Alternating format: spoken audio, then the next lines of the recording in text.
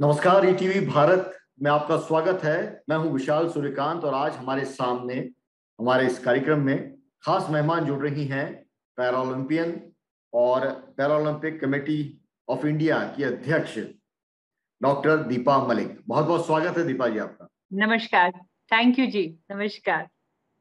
आपके बारे में जितना बताएं कम है, क्योंकि तमाम हिंदुस्तान के लोग हैं वो एक तरह से आपको अपना प्रेरणा का स्रोत मानते हैं। और राजीव गांधी खेल रत्न 2019 में जो आपकी मेजर ध्यानचंद खेल रत्न है वो हो गया। पद्मश्री से नवाजा गया आपको 2017 में, अर्जुन पुरस्कार 2012 में, लिम्का बुक्स ऑफ रिकॉर्ड में आपका नाम है और न जाने कितनी गतिविधियां हैं वो आप उसके अंदर आपका नाम शामिल है, चाहे वो जेवलिन थ्रो का हो, शॉट पुट हो और मोटर रेसिंग है उसकी आप खिलाड़ी रही हैं। लेकिन आज जो मकसद है वो कुछ और है। वो ये है कि पैरालंपियन की टीम है वो जा रही है टोक्यो। आज मुखातिब भी हुए आप प्रधानमंत्री से। बिल्कुल। तैयारियां हैं, पहले तो कैसा रहा वो इंटरेक्शन, वही मैं जानना चाहता हूँ आपसे। देखिए, हर खिलाड़ी का एक सपना होता है कि जब वो खेले तो भारत उसका खेल देखे, जाने, उसकी मेहनत, उसका पसीना, उसका सैक्रिफाइस और उसकी जो जर्नी है उसको एक पहचान मिले, ताकि जब वो वहां जाए अपने तिरंगे को लहराए तो उसे लगे कि पीछे 135 करोड़ भारतीय हैं जो उसकी पीठ थपथपा रहे हैं, उसके लिए उसका खेल देख रहे हैं। तो जब प्रधानमंत्री स्वयं जुड़ते हैं तो ये सपना एक खिलाड़ी का साक्षात्कार हो जाता है, क्योंकि वो पूरे देश के प्रतिनिधि हैं और 135 करोड़ भारतीयों का जितनी भी शाबाशी है, शुभकामनाएं हैं, वो एकदम से आगे आ जाती हैं जब स्वयं प्रधानमंत्री खिलाड़ी से बात करते हैं।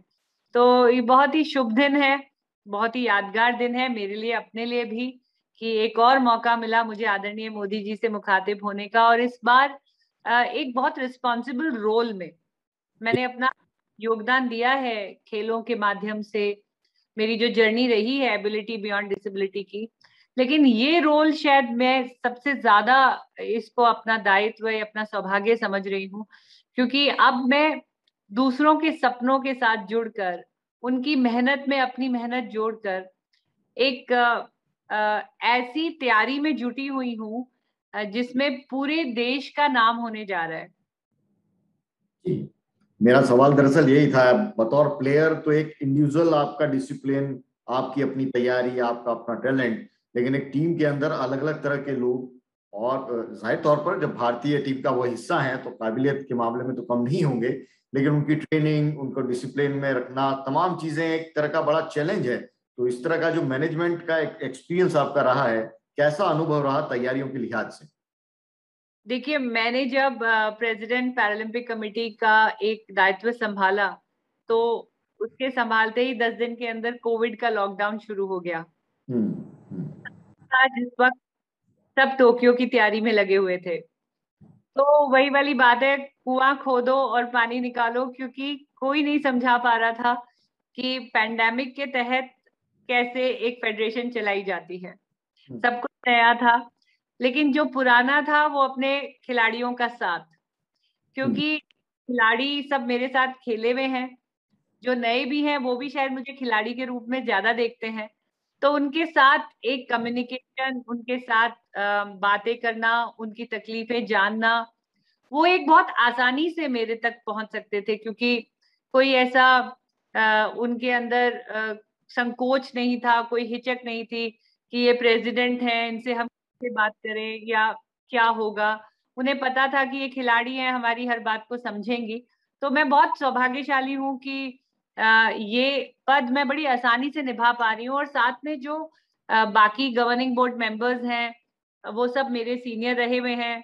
मैं पिछले 15 साल से उन्हीं के साथ में, मैं उन्हीं के अवगाही में मैं भी खेल रही हूँ। तो एक माहौल अच्छा रहा। बल्कि मैं कहती हूँ कि मेरे होने से एक जो कम्युनिकेशन गैप है एडमिनिस्ट्रेशन और एथलीट का, शायद मैं वो ब्रिज कर पाई। और साथ तो बहुत रहा स्पोर्ट्स अथॉरिटी ऑफ इंडिया और मिनिस्ट्री का भी, क्योंकि पूरी training, planning, programme, equipment, prosthetics, funding, बहुत सारा सपोर्ट गवर्नेंस से बहुत आया। और जब मैं गवर्नेंस की बात करती हूँ तो आदरणीय मिनिस्टर कहूँ, आदरणीय प्रधानमंत्री कहूँ, खेल मंत्री कहूँ, सभी बहुत करीब से जुड़े रहे इस सफर में। तो मेरे को काफी सहयोग मिला हर तरफ से। जी, आपने कहा कि एक खिलाड़ी होने का फायदा मिला। इस देश के अंदर ये बहस चलती है कि खेल संघों के अंदर खिलाड़ी हैं, उनकी भूमिका है वो ज्यादा होनी चाहिए, कुछ हैं वो प्रशासक हैं वो बेहतर मानते हैं। क्या आपका अनुभव रहा है, क्योंकि आपने दोनों ही चीजों को आप अब देख रही हैं? देखिए, ये गाड़ी के दो पहिए हैं जिनके बिना शायद गाड़ी सही बैलेंस नहीं कर पाएगी। बहुत जरूरी है खिलाड़ी की आवाज की भी, और बहुत जरूरी है प्रशासन के कुछ एक्सपर्ट्स के होने की भी। बिना गवर्नेंस, बिना प्रशासन, इसको एक मार्गदर्शन देना बहुत मुश्किल है। और मार्गदर्शन में आसानी तब हो जाती है जब वो मार्गदर्शन एथलीट सेंट्रिक हो जाता है कि तैयारी करनी है लेकिन खिलाड़ी के लिए करनी है और ऐसे करनी है। तो तैयारी कराने वाले जो प्रशासन है उनका योगदान भी उतना जरूरी है जितना योगदान खिलाड़ी के सपोर्ट का भी है। पेंडेमिक के दौरान आपने जिक्र किया कि मुश्किलात रही, थोड़ा सा ब्रीफ, क्योंकि देश की जनता को ये जानना जरूरी है कि इस कोरोना के काल में ओलंपिक होंगे या नहीं होंगे, इसी को लेके कंफ्यूजन था। और ऐसे में ओलंपिक भी हो रहे हैं, पैरा ओलंपिक है वो भी अभी हो रहे हैं। तो प्रिपरेशन के लिहाज से कितना मुश्किल रहा आम जो पुराने ओलंपिक के जो इवेंट्स हुए और इस बार का जो ओलंपिक है? देखिए, ये तो गर्व की बात है कि ये सबसे बड़ा कंटिंजेंट जा रहा है। आप पिछले वर्ष से, पिछले ओलंपिक से कंपेयर, पैरालंपिक से कंपेयर करें तो पिछले पैरालंपिक में मात्र 19 खिलाड़ी गए थे जिसमें से 3 महिलाएं थी। इस बार 54 खिलाड़ी जा रहे हैं, 9 अलग अलग डिसिप्लिन में जा रहे हैं और 14 महिला खिलाड़ी जा रही हैं। तो अपने आप में आप देखिए कि प्रोग्रेस बहुत हुई है। लेकिन पैंडेमिक के चलते अंतर्राष्ट्रीय स्तर के खेल कम हुए हैं। अगर ये खेल होते रहते और क्वालिफिकेशन मिलती तो हमारे कई खिलाड़ी और भी हैं जो नया टैलेंट भी था और भी उनको मौका मिलता तो शायद ये कंटिंजेंट का साइज और बड़ा होता। खासकर पावर लिफ्टिंग में मेरे को थोड़ी सी उदासी है वहां कि हमारे पावर लिफ्टर्स को बहुत ज्यादा मौका नहीं मिला विदेश में जाके खेलने का, क्योंकि इंडिया के खिलाड़ियों के ऊपर एक रिस्ट्रिक्शन था कोविड के चलते हुए। तो वो एक बहुत नुकसान रहा खिलाड़ियों का, क्योंकि जब तक आप अंतर्राष्ट्रीय स्तर के खेलों पे खेलते नहीं हैं, आपको वर्ल्ड रैंकिंग नहीं मिलती है, आपको क्वालिफिकेशन नहीं मिलती है और आपका नाम जो MQS लिस्ट है उसमें नहीं आता है, तो उससे कोटा एलोकेशन फिर कम आता है। ज्यादा खिलाड़ी खेलते, ज्यादा क्वालिफाई करते तो कोटा भी ज्यादा आता, तो बहुत ज्यादा और खिलाड़ी भी जा पाते। लेकिन जितने खिलाड़ी जा रहे हैं उन्होंने कोविड को कभी बहाना नहीं बनाया। उनकी तैयारी निरंतर चली, हमेशा नए नए तरीके निकाले गए, चाहे वर्चुअल ट्रेनिंग दी गई, चाहे उनको उनका जो समय था जिसमें वो बाहर नहीं खेल पाए तो उनको मेंटल ट्रेनिंग पे वेबिनार्स दिए गए, उनको न्यूट्रिशन पे, इंजरी मैनेजमेंट पे, सही प्रोस्थेटिक्स पे, असिस्टिव एड्स पे। और सबसे अच्छी बात ये रही जिसका मैं बहुत गर्व से कहती हूँ कि हमने जितने भी IPC के रूल थे, जितनी भी चीजें थी जो अंग्रेजी माध्यम में इंटरनेट पे मिलती है, हमने उनको हिंदी की सरल भाषा में कन्वर्ट करके वेबिनार के रूप में एक लाइब्रेरी की तरह हमने ऑनलाइन रखा है, ताकि खिलाड़ियों को, और खाली खिलाड़ियों को नहीं, जैसे आप जैसे, हम जैसे कोई भी आम व्यक्ति अगर क्यूरियोसिटी जिसको रहती है तो वो जरूर यूट्यूब के माध्यम से उन वेबिनार्स को देख के समझ सकते हैं कि दिव्यांग खेलों का रूप क्या है, रूपरेखा क्या रहती है, क्या रूल्स रहते हैं, कितनी कैटेगरीज होती हैं, क्या मेडिकल क्लासिफिकेशन होता है, ताकि आप जब देखें तो आप और गर्व से देखें कि भारत के खिलाड़ी कितना अच्छा कर रहे हैं। इस बार आपने कहा कि सबसे बड़ा हमारा दल है, 9 स्पोर्ट्स इवेंट हैं और 754 आपके पैरा एथलीट्स हैं वो इसके अंदर शामिल हो रहे हैं। ये क्या मतलब आपने सोचा था कि ये इस तरह से मैं बड़ा एक दल लेके जाऊंगी, या ये चीजें हैं उस रूप में ओलंपिक को लेकर या खेलों को लेकर, पैरालंपिक को लेकर अवेयरनेस बढ़ी, उसका ये नतीजा है?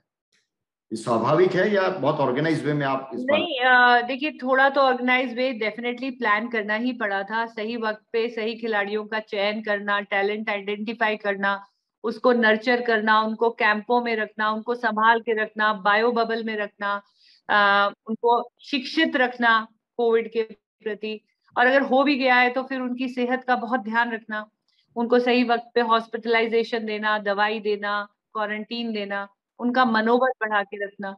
तो प्लानिंग तो खैर बहुत गई है, और स्पोर्ट्स अथॉरिटी की और कैंप्स की भी बहुत मेहनत रही है।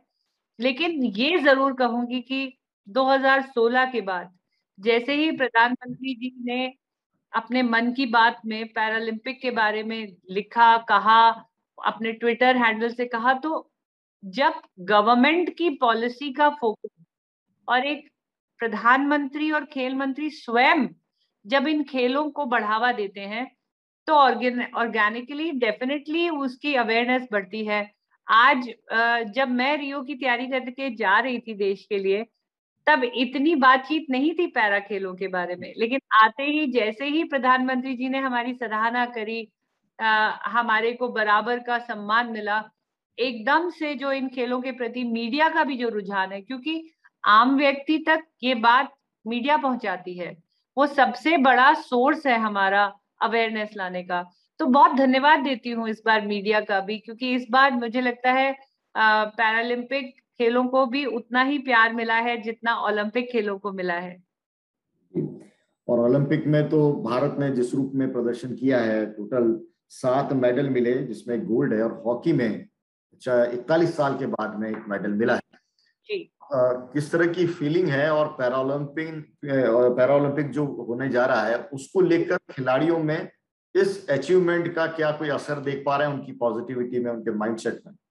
देखिए, जब इतिहास रचा जाता है, 100 वर्ष में पहली बार एथलेटिक्स का मेडल आता है, और 41 वर्ष के बाद हमारी हॉकी की टीम, और केवल वही टीम नहीं जिसने ब्रॉन्ज जीता, महिला खिलाड़ियों ने भी बहुत कमाल का एक प्रदर्शन दिया है। बार बार मेडल आ रहे हैं, जैसे हम कहें कि पीवी सिंधु का रिपीट मेडल आया है, तो ये सब बहुत हौसला अफजाई देती है खिलाड़ियों को। और खिलाड़ी खासकर भाला जब फेंका है, तो हमारे खुद के बहुत भाला फेंक खिलाड़ी हैं जो वर्ल्ड नंबर 1 हैं और ऑलरेडी रिकॉर्ड होल्डर्स हैं, तो मुझे लगता है उससे उनका हौसला और बढ़ गया है। जी, इस बार क्या जो आपके साथ में टीम जा रही है, हालांकि बड़ा काल्पनिक होगा क्योंकि वहाँ दुनिया के स्तर पर किस तरह से मुकाबला होता है, लेकिन फिर भी अगर मैं आपसे पूछूं तो इतना बड़ा जो एथलीट का जो दल है, कितने हम पैरा ओलंपिक जो खिलाड़ी हैं उनसे उम्मीद कर सकते हैं कि मेडल है वो हिंदुस्तान के खाते में आएगा? तैयारियों के लिहाज से बता दीजिए। देखिए, आज प्रधानमंत्री जी ने स्वयं कहा कि हम मेडल का कोई प्रेशर अपने खिलाड़ियों पे नहीं डाल रहे हैं, और उन्हीं की बात को दोहराते हुए कहती हूँ कि अपना 100% दीजिए। अगर मेरे खिलाड़ी जिस तैयारी के साथ आज जा रहे हैं वो अपना 100% दे देते हैं, तो ढेरों मेडल आने की उम्मीद है। क्योंकि कई ऐसे हैं, आप तो लेकर आई हैं, देवेंद्र झाझड़िया और अन्य ऐसे खिलाड़ी थे जो पदक है वो लेकर आए। कोई स्पेसिफिक जो कोई स्पोर्ट्स ऐसा इवेंट है जिसमें आपको लगता है कि मेडल आए? चलिए, खिलाड़ी की अपनी तैयारी है, बट उसके अंदर हमें लगता है कि हाँ, इंडिया है उसने अच्छी तैयारी की है, इस जॉनर में अच्छी तैयारी की। जी बिल्कुल, आर्चरी से उम्मीदें हैं, खासकर टीम इवेंट में मुझे काफी उम्मीदें हैं। मिक्स टीम का जो एक है, क्योंकि अब लड़की ने भी क्वालिफाई कर लिया है, और एशियन गोल्ड मेडलिस्ट रहे हैं हरविंदर, तो उनके हाथ में काफी एक्सपीरियंस है। चिकारा जो है और राकेश जी जिनसे आज बात करी, सब काफी अच्छे। वो कहते हैं ना, वो दिन अगर उनका रहा तो जरूर मेडल चमकेगा। अब मैं आती हूँ बैडमिंटन में। पैरा बैडमिंटन में हमारी जो पलक और पारुल की जोड़ी है, एक तरफ अनुभव है, एक तरफ यूथ है, एक बहुत स्ट्रॉन्ग कॉम्बिनेशन है। पारुल जी नंबर 1 रही हैं कई सालों से, तो बहुत अनुभवी खिलाड़ी हैं। प्रमोद भगत है, एलवाइस हैं हमारे जो डीएम भी है नोएडा के, और तरुण है। ये सब पैरा बैडमिंटन के बहुत अच्छे नामी गिरामी नाम है, और प्रमोद भगत भी वर्ल्ड नंबर 1 है। तो अगर इनकी सीडिंग देखी जाए, इनकी लगातार कंसिस्टेंट परफॉर्मेंस में देखूं, तो इस टीम से भी उम्मीद उभर कर आ रही है, बहुत ज्यादा उम्मीद उभर कर आ रही है। अब अगर मैं शूटिंग की बात करती हूँ तो जो रुबीना है वो जी। तो वर्ल्ड रिकॉर्ड के साथ उन्होंने मेडल के लिए अपनी क्वालिफिकेशन ली है। अवनी लेखरा यंग बच्ची है, लेकिन बहुत अच्छा कर रही हैं, बहुत अच्छा परफॉर्म कर रही हैं, बहुत अच्छे पॉइंट से क्वालिफाई हुई हैं और एक नहीं, दो नहीं, तीन तीन इवेंट्स में वो पार्ट लेंगी, तो उनसे बहुत उम्मीदें हैं। सिंगराज हैं, शूटिंग की टीम भी हमारी स्ट्रांग लग रही है। और स्विमर है हमारे सुयश यादव, बहुत फॉर्म में है, क्योंकि जब वो मुझसे बात करते हैं, जब उनके कोच मुझसे बात करते हैं, तो हमने कहीं बहुत उम्मीद उन पे नहीं लगाई थी, क्योंकि स्विमिंग बहुत ज्यादा वो नहीं कर पाए। लेकिन मैं हैरान हूं कि उन्होंने फिटनेस लेवल इतना अच्छा अचीव कर लिया आउटसाइड द पूल कि आज की डेट में वो टचवुड बहुत अच्छा टाइम दे रहे हैं।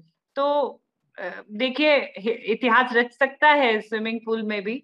और एथलेटिक्स तो खैर हमारा स्ट्रॉन्ग आर्म है ही। एथलेटिक्स के अंदर हमारे 8 तो जेवलिन प्लेयर ही हैं जो टॉप रैंकिंग्स में चल रहे हैं। तो जेवलिन का लगता है एक खाता हम भी खोल देंगे और उसमें तांता लगा देंगे मेडल्स का। तो अब एक्सपीरियंस खिलाड़ी हैं, अमित सरोहा 2 पैरालंपिक खेल चुके हैं, बहुत क्लोज मार्जिन से चुके हैं, तो शायद अब उनका अनुभव उनकी परफॉर्मेंस में आएगा, तो शायद मेडल की उम्मीद बन सकती है। तो कुछ खिलाड़ी हैं जो बहुत क्लोज हैं, कभी भी उनका परफॉर्मेंस मेडल में परिवर्तित हो सकती है। तो बेहद उम्मीदें हैं, बेहद उम्मीदें हैं। आखिरी में मैं 2 सवाल करना चाहूंगा। एक तो ये कि जब खिलाड़ी जो जीत जाते हैं उनको उनके ऊपर इनाम की, उनकी तारीफों की बौछार हो जाती है, लेकिन जिन्होंने संघर्ष किया, ये जी, सोशल मीडिया पे लगातार चला है कि जिन लोगों ने संघर्ष किया उनके लिए भी कुछ होना चाहिए, उनके लिए भी देश को आगे आना चाहिए। नंबर 1, इस पे आपका क्या कहना है? और दूसरा, जब सफलता मिलती है जी, तो जाति और धर्म के दायरे में हम देखना शुरू कर देते हैं खिलाड़ियों को। ये हमारा समाज का एक तरह से चरित्र है, वो सामने आया सोशल मीडिया पे। कम तबका है, इतना बड़ा तबका नहीं है, लेकिन फिर भी वो तबका है। क्या इस पे एक बतौर खिलाड़ी जी। आपकी तो इन दोनों सवालों पर क्या राय है? मैं आप बिल्कुल सही कह रहे हैं, और ये मेरा निवेदन रहेगा आपके मन से पूरे भारतवर्ष को, क्योंकि खिलाड़ी जब अ, भारत का, वो कहते हैं ना, आपने मिल्खा सिंह जी की पिक्चर में भी देखा होगा कि मिल्खा बन गया इंडिया। तो जब आप भारत के लिए खेलने जाते हैं तो आप एक इंडिया की जर्सी पहनते हैं, उसमें धर्म, जाति, भावना सब मात्र देश प्रेम की होती है। भावना अपने मातृभूमि के लिए होती है, अपने देश के लिए होती है, शान तिरंगे की होती है।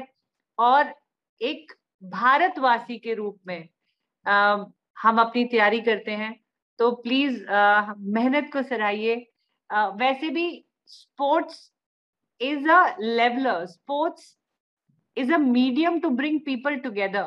खेल ऐसा द्वंद है जिसमें दोस्ती के साथ खेला जाता है। खेल ही एक ऐसा मौका है जो हार के जीतना सिखाता है, और जिसके अंदर एक स्पोर्ट्समैन स्पिरिट की, भाईचारे की भावना आती है। तो खेल को खेल की नजर से देखिए, खिलाड़ी का हौसला एक भारतवासी की तरह हौसला अफजाई करिए। और रिक्वेस्ट करती हूँ कि जो सोशल मीडिया है, आप मुझे बताइए, 135 करोड़ भारतीयों में से केवल 54 है जो खिलाड़ी बन के जा रहे। वह अपने आप में विजेता है, वह अपने आप में अपनी दिव्यांगता तो अब उनकी में आ गई है, लेकिन जब उनको ये शारीरिक कठिनाई आई होगी तब लोगों ने अपंग कहा, अबला कहा होगा, उदास कहा होगा, जो मेरा अपना भी एक्सपीरियंस रहा। वो ऑलरेडी एक विनर है, क्योंकि वो अपनी शारीरिक कठिनाइयों से ऊपर उठकर अपनी मानसिकता को एक सकारात्मक सोच में परिवर्तित कर, अपने अंग भंग होने के बावजूद अपना खून पसीना बहाकर अपने देश की नुमाइंदगी करने इंडिया का ट्रैक सूट पहनकर बाहर जाते हैं। तो मेरे नजर में हर खिलाड़ी एक विनर है। ऑलरेडी इतने बड़े मंच में खेलना वो अपने आप में एक जीत का सूचक है। तो मैं तो उस हर खिलाड़ी की बहुत सराहना करती हूँ जो पैरालंपिक के मंच में हमारे देश के लिए जा रहा है। मैं खुद वहां जाकर लौटी हूँ, मुझे पता है वहां तक की जर्नी। मुझे 12 साल लग गए थे वहां जाने में। 12 साल अपने जीवन के देना एक तपस्या को, और फिर ऐसे मंच में है। देवेंद्र झझरिया जी तो 12, पहले 8 साल, फिर 12 साल, अब फिर 5 साल। आप देखिए सालों सालों की कड़ी मेहनत। तो उसमें प्लीज न जाति का रंग डालिए, ना कोई उसमें भागीदारी, विभाजन। भागीदारी करिए, उसका भाग बनिए, लेकिन उसके भाग मत करिए। जी, महत्वपूर्ण है। और सरकारों की भूमिका पर क्या कहिएगा? जो पदक हासिल करते हैं उनको बहुत नवाजा जाता है और ये लाजमी भी है, उनको सम्मान मिल, लेकिन जो जिन्होंने संघर्ष किया है उनके लिए घोषणाएं उस रूप में कम होती हैं। आपको ये मान के चलना पड़ेगा कि जो भी खिलाड़ी आज जा रहा है वो सारे खिलाड़ी टारगेट ओलंपिक पोडियम स्कीम के तहत ट्रेनिंग कर रहे हैं। उनको best of the best prosthetics, wheelchair मुहैया कराई गई है। जो टोक्यो पैरालंपिक की तैयारी है उसमें 50,000 रुपए महीना उनको मुआवजा दिया गया है। TADA जिसे कहते हैं, पॉकेट अलाउंस जिसे कहते हैं। उनको उनके कोचेस के लिए, सपोर्टिंग स्टाफ के लिए, डाइट के लिए, न्यूट्रिशन के लिए ऑलरेडी उनको सारी फंडिंग दी गई है। बाकी बात रही खिलाड़ियों के डिफरेंट प्रदेशों की, तो जैसे हमारा हरियाणा है उसने 5 लाख मुहैया कराए हैं। कुछ जो अदर स्टेट्स हैं जो अभी सुनने में आ रहे हैं, किसी ने 10 लाख, किसी ने 8 लाख। तो ऐसा नहीं है, खिलाड़ी को जाने से पहले भी इनामी राशि काफी मिली है। और उनकी आर्थिक स्थिति को देखते हुए उनको बहुत सारा फाइनेंशियल सपोर्ट मिला है ऑलरेडी भी। लेकिन देखिए मेडल तो मेडल होता है, और जो मेडल जीतेगा तो वो जितना गुड़ डालेगा उतना मीठा तो खाएगा।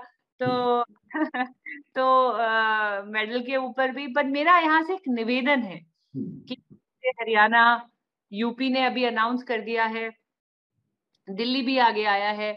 तो ये हर स्टेट, हर यूनियन टेरिटरी से मेरा निवेदन है कि जैसे सेंट्रल गवर्नमेंट की पॉलिसी है, एक दिव्यांग खिलाड़ी के लिए जो प्राइज मनी है, जॉब अपॉर्चुनिटी है, जो अर्जुन पुरस्कार हैं, आपने खुद बोला मैं खुद खेल रत्न अवार्डी हूँ, ये ऐसे सारे पुरस्कार, ऐसे सारे कैश अवार्ड प्लीज समान रूप से दीजिए। जैसे आप टोक्यो का कोई भी ऑफिशियल हैंडल उठा के देखेंगे तो टोक्यो ओलंपिक और पैरालंपिक के लोगो हमेशा एक साथ मिलेंगे। आपको ट्विटर अकाउंट भी देखेंगे तो दोनों लोगो मिलेंगे। अब तो यूनाइटेड नेशंस ने भी इसको एक्सेप्ट कर लिया है कि ये दोनों खेल एक ही माने जाएंगे। तो प्लीज इसमें असमानता ना करें। उसी हिसाब से स्टेट पॉलिसीज को भी आप बनाएं, और देशवासियों से भी मेरा निवेदन है कि उतना ही प्यार दें जितना एबल बॉडी एथलीट्स को ओलंपिक में दिया है। 24 अगस्त से शुरू हो रहा है टोक्यो में। कब भारतीय दल, मेरे ख्याल से कल रवाना हो रहा है, कब आप जा रहे हैं? जी आज रात को मध्य रात्रि पहला दस्ता जा रहा है खिलाड़ियों का। लेकिन क्योंकि वहां पे कोविड के बहुत स्ट्रिक्ट रेगुलेशन है, बहुत जल्दी भी आना अलाउड नहीं है, और खेलने के 48 घंटे के अंदर आपको वो वेन्यू छोड़ना भी पड़ेगा। मेरा बड़ा मन था कि सारी टीम इकट्ठे जाती और इकट्ठे लौटती, लेकिन कोविड के चलते ये नहीं हो पाएगा। हर एक का अपना डिफरेंट क्वारंटीन पीरियड है, ट्रेनिंग पीरियड है, उनकी शारीरिक लिमिटेशंस हैं। तो उनको देखते हुए अलग अलग दस्ते में, ग्रुप्स में हम लोग जा रहे हैं वहां पे। और लौटते समय भी मुझे लगता कि सारे मेडल विनर्स एक साथ उतरते और पूरा भारत जश्न मनाता। लेकिन क्योंकि कोविड है, जैसे ही खिलाड़ी मेडल जीतेगा 48 घंटे में लौटेगा। मुझे और खुशी हो रही है एक तरीके से कि बार बार हिंदुस्तान जश्न मनाएगा, क्योंकि जब एक मेडल विनर प्लेन से उतरेगा तो जश्न का माहौल हो जाएगा। बिल्कुल, आप वहां पर जाइए और बिल्कुल मेडल है उनकी झड़ी लगाइए। तमाम जो हिंदुस्तानी, उनकी शुभकामनाएं आपके साथ में हैं, और इंतजार रहेगा एक विजेता के तौर पर वापस लौटें और एक बार फिर आपके साथ में मुखातिब होंगे।